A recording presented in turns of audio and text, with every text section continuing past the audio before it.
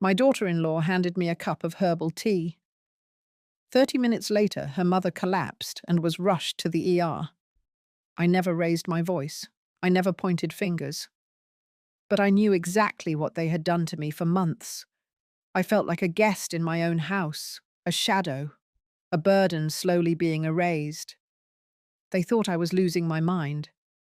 But what if I was only pretending, long enough to expose everything? The kitchen still looked the same. Same wooden cabinets Elliot helped me sand down years ago. Same chipped countertop where the toaster always sat, just a little crooked. The early morning light slid through the blinds in soft stripes, warm and familiar against the tile floor. It should have felt like home. But something had shifted. Brittany stood by the stove with her back to me, humming a melody I didn't recognize. The kettle let out a soft hiss. She reached for 2 mugs, her movements precise. Not graceful, not warm, just efficient. She didn't turn around when she said good morning. Her voice was polite, flat. She placed a cup of tea in front of me without looking me in the eye. I thanked her. She smiled too quickly, then went straight to checking something on her phone. I watched her fingers scroll. Her nails were painted a pale pink, each one perfect. No chipped corners, no flour dust, no life in them. The tea sat in front of me, still steaming. I took a small sip. Chamomile. No honey. No hint of mint the way I liked. Just plain, almost bitter. Brittany didn't ask how I liked it anymore. She used to. She used to ask about everything. Elliot walked in a moment later, adjusting his watch. He nodded toward me but didn't come close. Kissed Brittany on the cheek, asked if she needed anything from the store. She shook her head. He grabbed his keys and left without saying another word to me. That used to hurt. Lately, it just confirmed something I hadn't wanted to admit. I was becoming invisible. Or maybe I already was. I sat in that chair for another few minutes, watching the steam fade from the mug. My fingers traced the curve of the handle. It was the blue one, the one Brittany usually saved for herself. That used to mean something, a kind gesture, a signal of closeness. But now it felt different, like she wanted me to notice the swap, or maybe wanted me not to. It's strange how the smallest things start to echo. A different mug, a missing bottle of vitamins, a note that used to be on the fridge gone without a word. It isn't dramatic. It doesn't scream. It just chips away. That morning, I opened the drawer in the hallway and pulled out one of the old notebooks I kept tucked under envelopes and batteries. I wrote down the date, the tea, the mug, the way Elliot didn't meet my eyes, the way Brittany smiled too quickly. I didn't know why I did it, only that I needed to remember things clearly. I needed something real to hold on to. Because when everything around you starts to shift in tiny, polite ways, you begin to wonder if you're overthinking, or if you're just finally waking up. And maybe you understand this feeling. Maybe you've felt it too. That quiet unraveling. That ache you can't quite explain. I didn't know what was coming next, but I knew I wasn't imagining it anymore. The first thing I noticed missing was my pill organizer. I kept it on the corner of the counter next to the fruit bowl. 7 compartments, labeled clearly, Monday through Sunday. That morning it was gone. I asked Brittany if she had moved it. She said she hadn't seen it. Her tone was even, but her eyes flicked sideways just for a second. Then she went back to chopping carrots. I checked the bathroom, the nightstand, even the back of the fridge just in case I'd been careless. Nothing. 2 hours later, the organizer reappeared on the hallway table, half full with 2 compartments switched. Wednesday's pills in Monday's spot. Friday's pills missing altogether. I didn't say anything. I just fixed it. Wrote it down. Later that week, the calendar on the fridge disappeared. It was one of those magnetic ones, dry erase with birthdays and appointments in my handwriting. Brittany replaced it with a generic grocery list pad. She said the calendar looked messy and she wanted the fridge to feel cleaner. I asked Elliot about it. He said nothing at first, then mumbled something about change being good. He didn't meet my eyes. That same afternoon, my appointment reminder for the dentist was missing from the drawer by the phone. I had clipped it there with a magnet. When I asked Elliot, he said maybe I forgot to make the appointment. Brittany smiled and said maybe I was confusing it with a different week. That smile kept coming back. Soft. Pitying. Like I was something fragile. Something cracked. But I remembered the phone call. I remembered writing it down. I remembered the time. 10:30. I began to check everything twice. Wrote copies of notes in a separate notebook I kept in my cardigan pocket. Stuck backup reminders inside the pages of old cookbooks. The kinds of places Brittany wouldn't think to look. Things continued disappearing. My slippers were missing one morning. A pair of earrings I always kept in a ceramic bowl on the dresser was replaced with a different set. Close enough in colour, but not mine. Not the ones my husband gave me. It wasn't dramatic. None of it was. Just small shifts. Enough to make someone doubt their memory. Enough to suggest a pattern. Enough to wear a person down, piece by piece. Elliot became quieter. He still kissed Brittany on the cheek before work still grabbed coffee in his travel mug like clockwork. But he stopped checking in on me. Stopped asking if I needed anything from the store. Stopped noticing the small changes I used to point out. One evening I asked him if he remembered the navy cardigan I wore to his graduation. He paused. Said maybe he did. I told him I couldn't find it. He said maybe I had given it away and forgotten. That word hung between us longer than the silence that followed. Forgotten. I started to wonder if he believed I was slipping. If Brittany had been planting that seed. Her words were always gentle. Always just suggestions. Maybe she meant well. Maybe she didn't. But the result was the same. My world, one familiar thing at a time, was being replaced. And Elliot. Elliot was starting to watch me like someone uncertain of the person he used to know. That night, Brittany handed me a small white pill along with my cup of tea. She said it was to help me sleep. Her voice was gentle, almost concerned. I looked at the pill, then at her, then swallowed it without a word. My body was tired, my mind even more so. I thought maybe rest would bring clarity.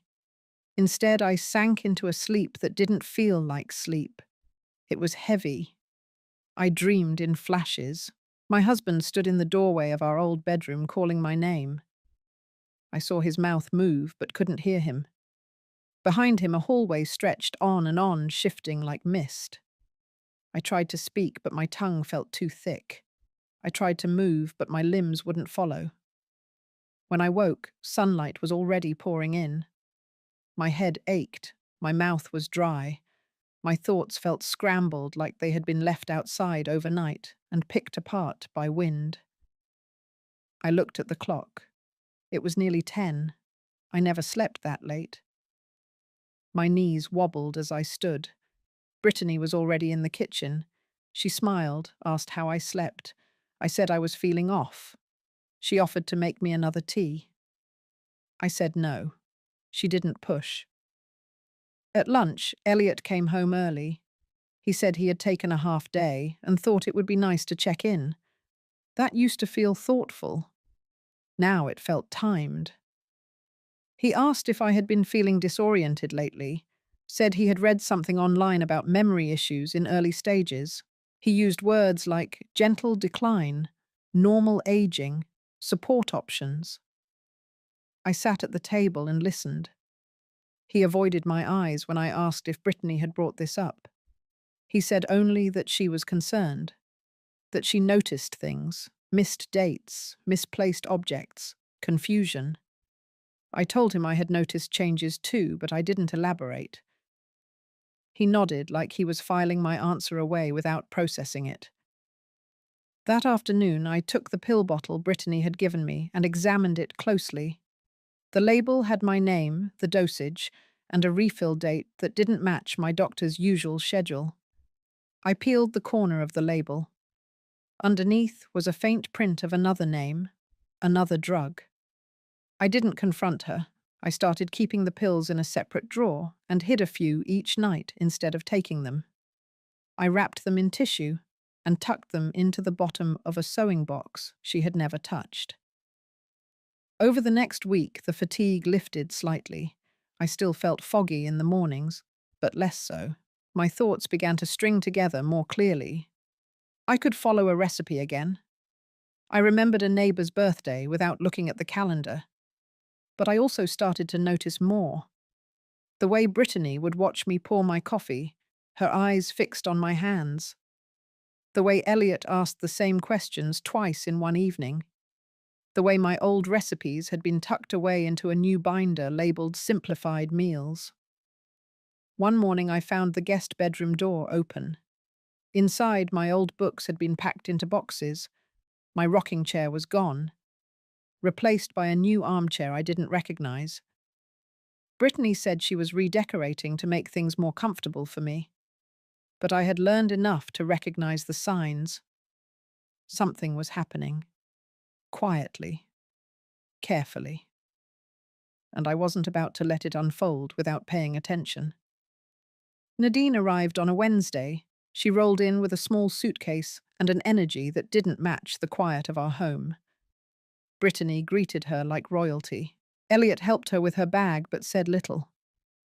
I watched from the hallway as she stepped into the kitchen, took one slow glance around and smiled like she already owned the place.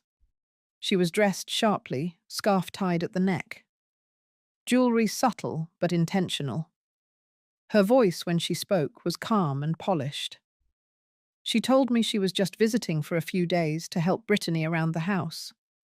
Said I could take a break, let the younger women take care of things. I nodded and smiled. I didn't believe a word of it.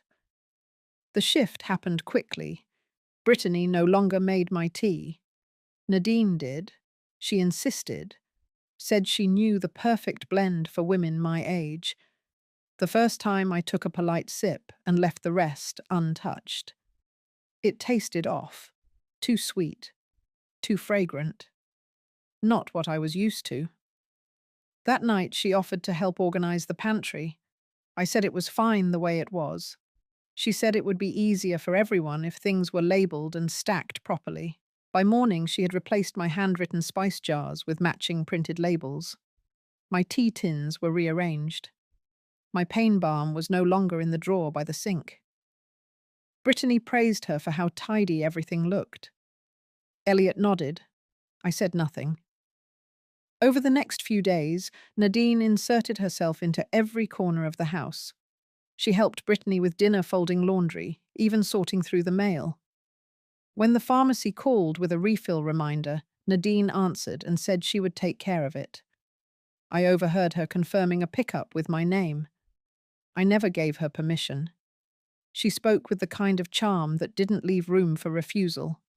Soft words with sharp meanings. When I asked if she had seen my gardening gloves, she smiled and said maybe I had left them outside. When I said I didn't remember doing that, she said maybe it had just slipped my mind. Everyone forgets things. On Friday morning, while pouring herself coffee, she mentioned a nearby assisted living centre. Said she had a friend whose mother moved there and was thriving. Said it offered peace of mind for families, especially when memory issues began to show. Her tone didn't change. She didn't look at me, just stirred her cream into her cup and walked away. That afternoon, I went to dust the bookshelf in the living room and found a stack of my photo albums had been moved. The order disrupted. Some photos missing from the sleeves. I asked Brittany about it. She said Nadine had been tidying and must have mixed them up. I asked Elliot if we could talk. He said later. He looked tired. At dinner, Nadine sat at the head of the table. Elliot took the other end. Brittany and I sat at the sides. It was the first time I had noticed that formation, like pieces on a board already arranged. When Nadine offered to clear the dishes, I stood to help. She waved me off with a smile. I looked around the room. The house still looked like mine, but it no longer felt like it. And Nadine, with all her gentle control, had taken up a kind of space that didn't need walls to own a room. It began with a voice recorder I found in the back of Elliot's old desk. Small, black, and long forgotten under a stack of high school report cards. I cleaned the dust from it, slipped in new batteries, and tucked it into the side pocket of my cardigan. I didn't press record right away. I waited. I listened. I chose my moments. The first time I used it was during breakfast. Nadine had just made a comment about memory evaluations. She said some families waited too long, that early intervention could prevent tragedy. Her voice was smooth, but her words had an edge. I kept my head down, stirring my oatmeal slowly. The recorder sat open in my pocket, capturing everything. Later that afternoon, I labeled a small plastic container and placed it in the back of the pantry. I filled it with tea bags from different boxes, each one marked with the date and time I received it. Some I made a note never to drink. Others I tested, tasted, and spit into the sink when I was alone. The flavors were shifting, sometimes too floral, other times oddly bitter. In the fridge, I started a second shelf in the back corner. There I stored small vials of leftover smoothies, soups, and milk, anything prepared by Brittany or Nadine. I labeled with a sticker. Date, time, who served it, what it smelled like, what it tasted like. It became a quiet ritual, methodical, grounding. At night, when everyone was asleep, I transcribed what I could from the recordings. Brittany's voice whispering something about my prescriptions. Nadine saying she had a friend in elder care who could do an evaluation discreetly. Elliot silent in the background, always present, always quiet. The notebook filled quickly. I kept it hidden inside a zippered cushion on the old armchair in the reading room. I tore out pages when needed and flushed them if I suspected anyone had been snooping. The more I wrote, the more I realized how deliberate everything had become. I noted the way Brittany spoke to Elliot when they thought I wasn't listening. Soft tones, strategic concern, words like overwhelmed and unstable. Once I heard her say she wasn't sure how much longer she could manage things. Elliot didn't challenge her. He just exhaled. I began wearing a second watch, one with an alarm that vibrated softly every 3 hours. When it buzzed, I'd note how I felt: tired, clear, dizzy, alert. It helped me track the effects of what I ate, what I drank, what I was being given. I stopped taking anything that wasn't from my own hand. Nadine, sharp as she was, noticed the shift. She asked if I was feeling better lately. I said I was. She said that was lovely to hear. Her smile stayed too long. At one point, I overheard her on the phone in the guest room. She spoke low, clipped, said something about assessing capacity, mentioned my name, my legal standing. I stood behind the wall and let the words bleed through. Every syllable sharpened my focus. There was a plan. I didn't know the full shape of it yet, but it was unfolding right in front of me. And I wasn't just watching anymore. I was recording it, writing it, preserving it. Piece by piece, I was building the truth they were trying to erase. The invitation came casually. Nadine announced over breakfast that we should have a proper dinner that evening, something warm and traditional. She said it would be good for all of us to sit down together just like a real family. Brittany agreed quickly. Elliot looked tired as usual and didn't argue. By mid-afternoon, the house smelled of roasted chicken and rosemary. Nadine moved through the kitchen like she had lived there for years. Brittany folded napkins in perfect triangles. I kept to the side, watching. I knew better than to interfere. At 5:30, they called me to the table. The dining room had been arranged with surprising care. Fresh candles, new linen napkins, matching plates I hadn't seen in years. My seat was already pulled out for me. The message was clear. Sit. Be still. Comply. I noticed the teacups were already filled. Mine sat in front of the place setting with a thin curl of steam rising off the surface. The scent was familiar, almost perfect. Chamomile, a little honey, just the way I used to make it for myself. But something was wrong. The color was too deep.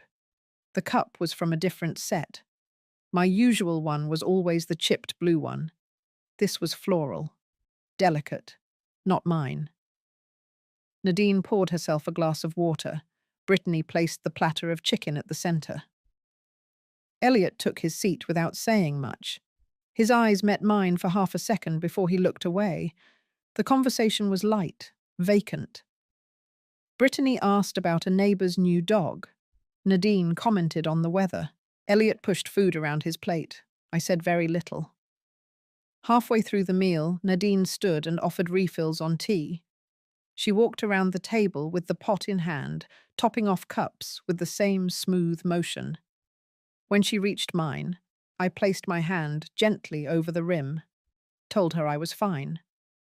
She smiled, said she understood. No pressure. Moments later, I faked a cough, reached for a napkin. As I did, I switched our cups. Nadine was too focused on folding the edge of the tablecloth to notice. The rest of dinner passed in silence. The candles burned lower. The chicken grew cold. At exactly 35 minutes after we began, Nadine set down her fork and touched her forehead. She blinked slowly, said the room felt hot. Then she stopped speaking altogether. Her breath grew shallow. She steadied herself on the arm of the chair. Brittany leaned forward, asking if she was all right, voice sharp and rising. Elliot stood halfway frozen. Nadine swayed once, then slumped sideways against the chair back. Brittany reached for her phone, fumbled, didn't dial right away. I remained seated, calm, hands folded in my lap. No one touched the teacup, still sitting full in front of my plate. The room was silent, except for the soft ticking of the wall clock. Then the sound of a phone finally dialing. No one spoke to me, and I didn't offer anything.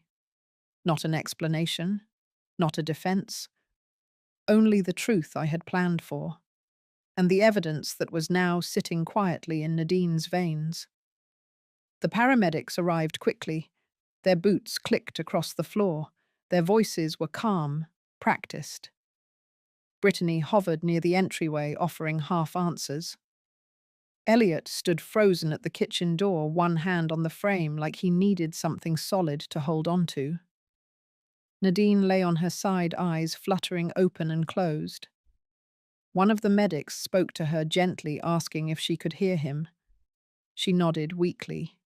They checked her pulse, took her pressure, asked about what she'd eaten. Brittany stammered something about chicken. Tea, nothing unusual. They asked for the tea container. She hesitated, then handed over the box from the counter. The medic took it, but didn't comment. They lifted Nadine onto a gurney. She was responsive, but pale and sluggish.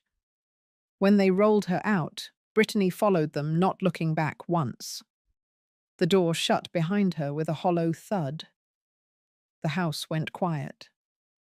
I stayed at the table. My plate was still half full, the tea untouched before me.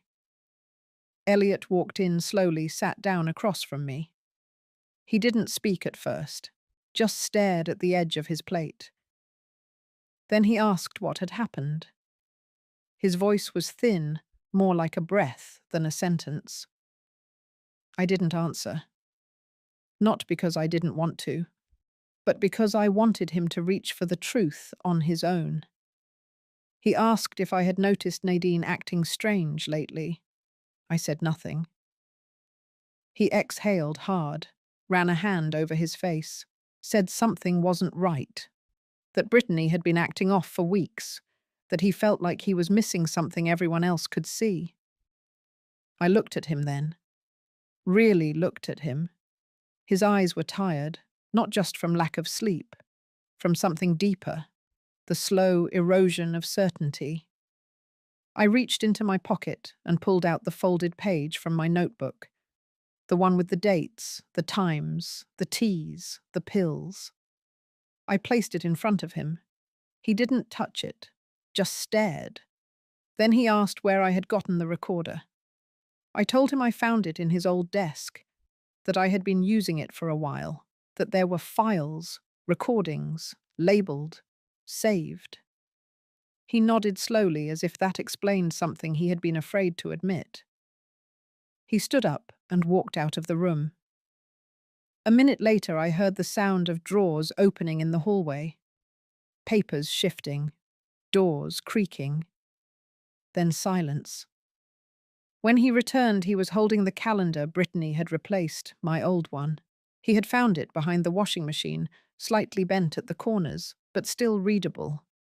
He laid it on the table beside the notebook page. Then he said something that sat heavy between us. He had ignored things, not because he didn't care, but because caring would have meant acting, and acting would have meant admitting that his home, his wife, his life was not what he thought it was. That night, he stayed up late. I heard him walking through the house, opening cabinets, checking drawers. At one point, I heard him pull something from the back of the refrigerator. In the morning, he asked Brittany about the pill bottles. She said she had cleaned up for me, that I had been forgetting to take them, that she was only trying to help. Elliot didn't respond. He just asked her to leave them on the counter from now on, where he could see them. Something had shifted, not just in me, but in him. And for the first time in weeks, I felt like I wasn't the only one watching. The next morning, Elliot didn't go to work. He stayed in the kitchen after breakfast, arms folded, eyes fixed on the counter. The pill bottles sat there like small sentinels. Brittany walked past them twice without looking. When Elliot finally spoke, his voice was firmer than I had heard in months. He asked her when she had started managing my medications. She said sometime in late spring, that I had been skipping doses, that I seemed confused. She used words like caregiving and oversight, said she had only stepped in because she cared. He didn't raise his voice, just asked for the name of the doctor who approved the changes. Brittany hesitated, said she'd have to find the paperwork, that it was probably filed somewhere. He didn't press, just nodded and left the room. Later that day, I heard him in the guest room going through drawers.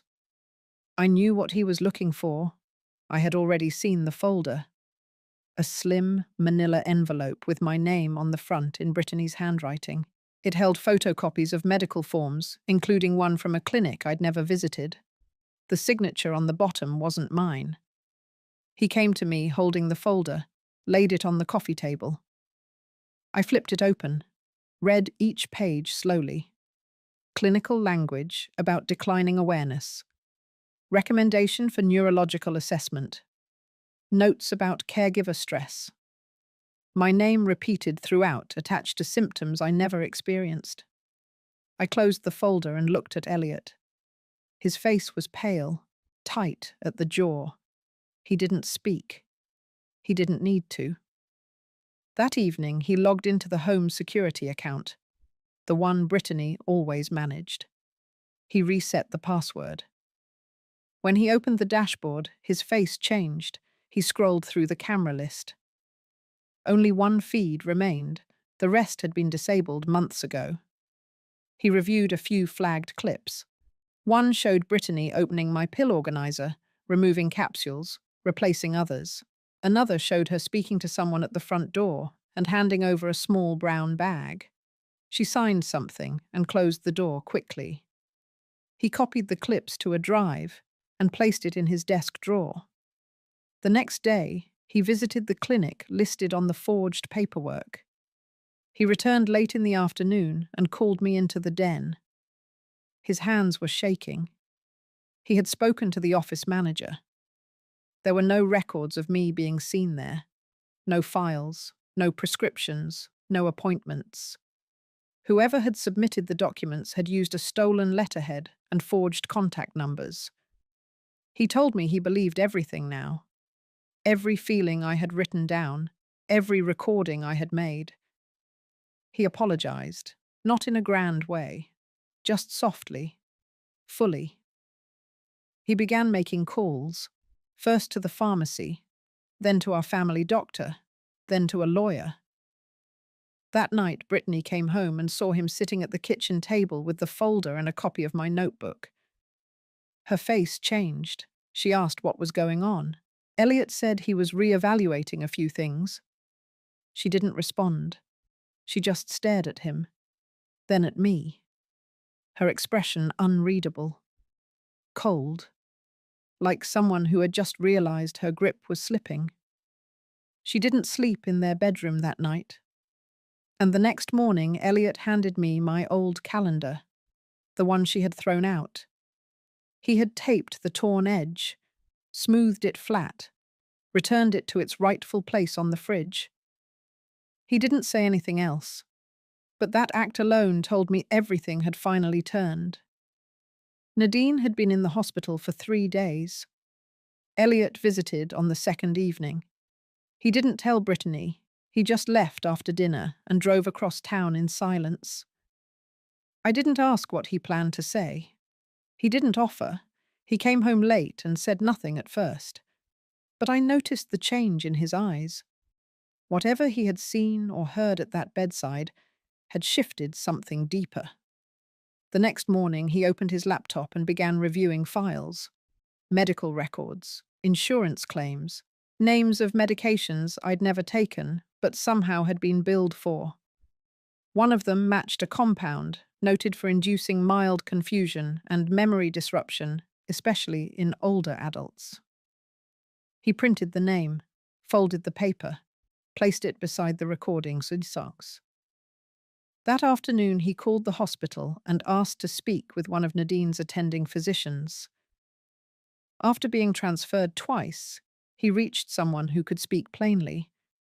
A neurologist had flagged her blood work. Traces of a synthetic compound commonly used in low-dose psychiatric treatments had been detected. It wasn't toxic at that level, but it was highly irregular. He asked whether it could have been self-administered. The doctor said it was unlikely given the nature of the compound. Said it was the kind of thing typically found in assisted care facilities or through private compounding pharmacies. He asked for the report in writing. The doctor said it would be sent to Nadine's primary contact, on file. Elliot asked for a copy. He gave his name and my name. The request was noted. He drove back to the hospital that evening. When he returned, he looked older. Not tired, but stripped down. As if something inside him had burned out and left only the truth behind. He told me Nadine refused to speak. She had sat up in bed, hands folded, eyes blank. When he brought up the compound found in her blood, she tilted her head, but said nothing. When he asked if Brittany had been involved, she looked away, then said quietly that she had no comment. The next morning, Elliot requested access to the home's old camera system. The company had disabled all but one feed. He paid for the full history. After 2 hours, he found what he was looking for, a clip from 6 weeks prior. Brittany in the kitchen switching out prescription labels. Another clip showed her scanning my signature onto a printed medical form. No hesitation, no uncertainty, just routine. He saved the clips and took them to a lawyer. The man reviewed the footage, the recordings, the forged forms. He listened without interruption, then leaned back and said the case was strong, that if needed, this could be pursued formally. Elliot didn't say yes or no. He only asked what would happen to me if guardianship had gone through. The lawyer answered simply, I would have lost legal control over my health decisions. Brittany could have made choices on my behalf. Even institutionalization would have been an option with the right paperwork. Elliot sat still for a long time, then thanked the lawyer and left. When he got home, Brittany was in the kitchen. She asked how his day had been. He looked at her calm and said only that he had seen enough, that things would change. She didn't respond, just turned back to the stove. That evening, Elliot brought down a small lockbox from the top shelf of the hall closet. He changed the combination. Inside were my records, my medications, my identification. He handed me the key, and just like that, I held control of my life again. Not loudly, not with a speech, but with a small cold key resting in my palm. A quiet return to something no one had the right to take. It was Elliot who finally said it out loud. One morning after a silent breakfast, he set down his fork and said he had known. Not everything, not fully, but enough. He had seen Brittany add something to my smoothie weeks ago. At the time, he convinced himself it was a supplement. She had said it was just extra calcium. He wanted to believe her. He needed to believe that his wife wouldn't do something cruel, not to his mother. But deep down, it had unsettled him. He never brought it up. Instead, he pushed it to the back of his mind and carried on as if nothing had happened. That guilt hung in the room like smoke, thick, lingering. He said it wasn't until Nadine collapsed that the pieces clicked, her symptoms, my fog, the medications, all the things he had seen but not faced. He said he had failed me not out of hatred but out of fear, fear that his whole life was built on something rotten, that fear had made him quiet, passive, until now. Then he stood and began gathering the documents, the test results, the camera footage, the audio recordings. He organized them into a binder labeled and dated.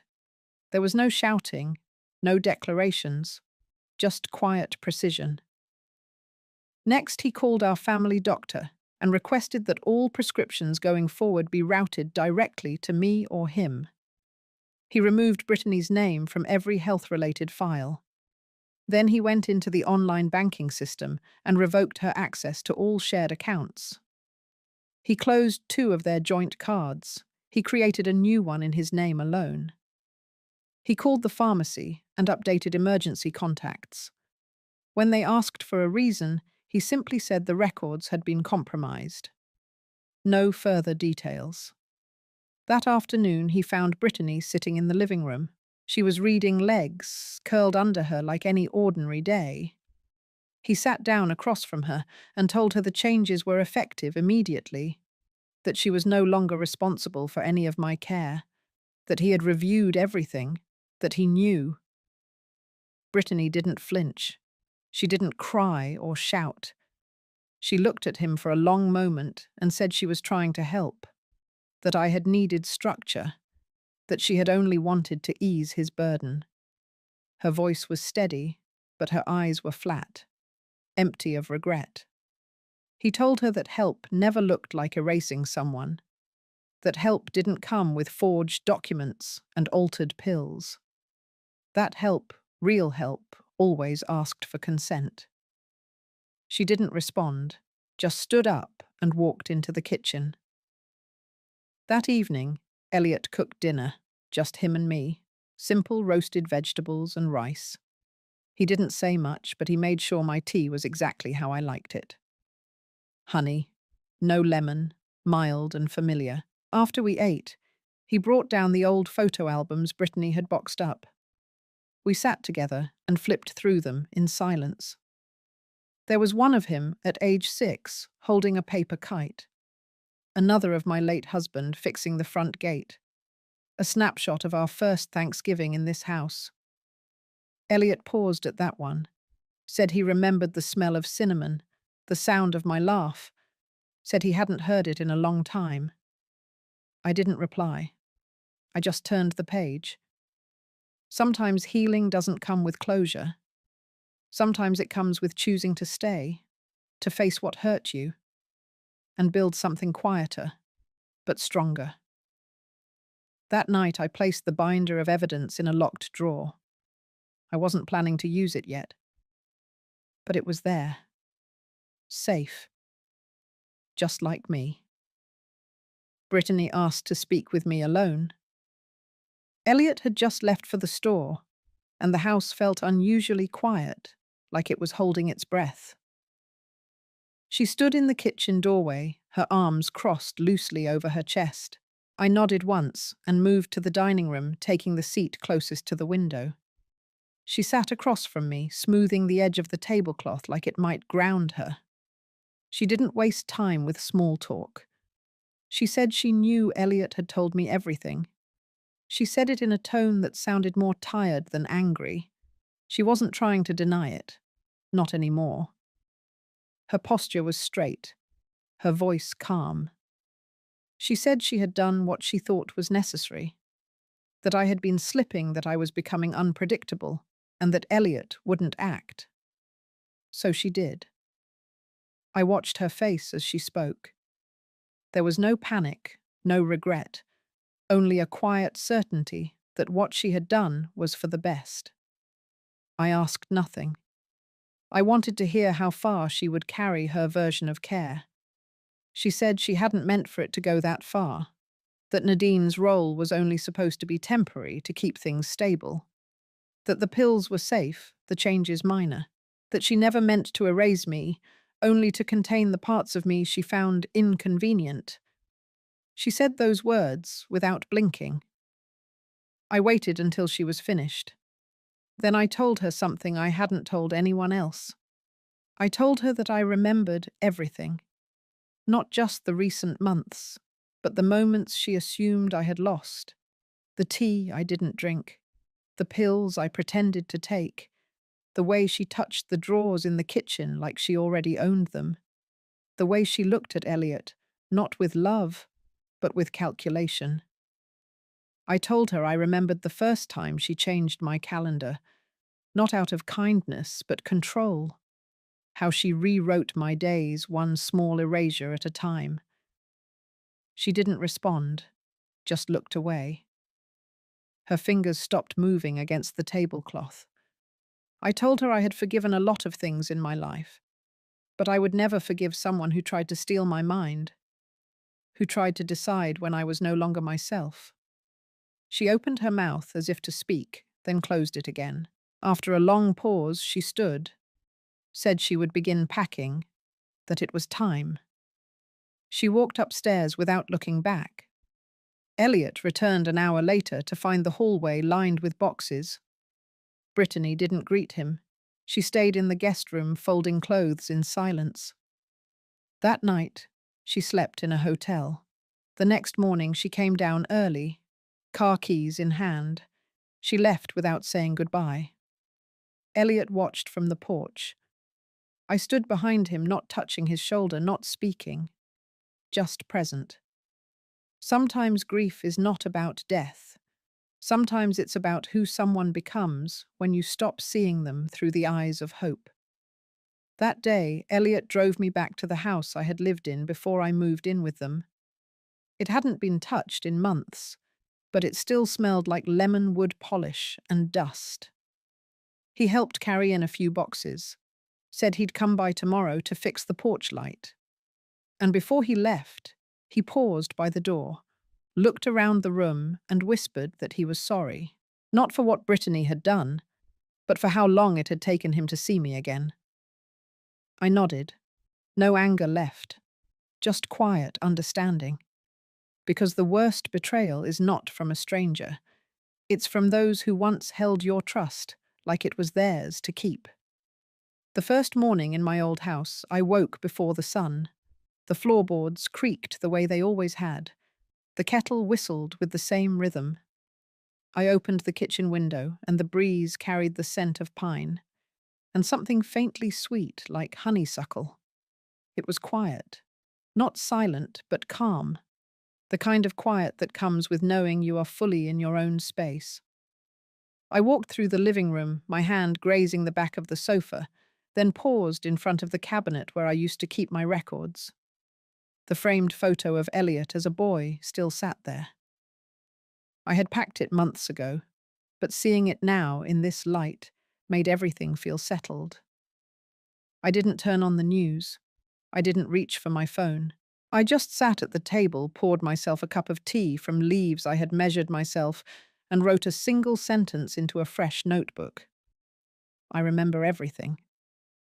Not in the dramatic way people say it in stories. I mean it truly. I remember what it feels like to be dismissed slowly, invisibly, to feel your reality chipped away, one small suggestion at a time. But I also remember the moment I chose not to disappear. Elliot came by later that afternoon with groceries. He didn't stay long, just enough to check the locks, adjust the thermostat, and ask if the porch light still flickered. I told him I'd be fine. He nodded. He believed me this time. After he left, I stood in the hallway for a while, listening to the ticking of the old wall clock. I had feared that coming back here would feel lonely, but it didn't. It felt like I had stepped back into a life I had once paused, not abandoned. I brewed another cup of tea before bed, used the chipped blue cup I always loved, the one Brittany said had cracked and thrown away. But I had found it, just like I had found my place again. That night I slept with the window slightly open. No pills, no dreams I couldn't hold on to. And when morning came, I didn't feel erased. I felt present, alive, entirely mine. If this story touched something in you, if it reminded you of your own quiet strength, or someone you love who's been underestimated, take a breath with me. These stories matter because they mirror the hidden battles we rarely speak of. If you're still here, still listening, I thank you deeply. You are not alone. And sometimes the softest voices carry the heaviest truths. Follow for more stories like this, and let's keep honoring the strength behind every silence.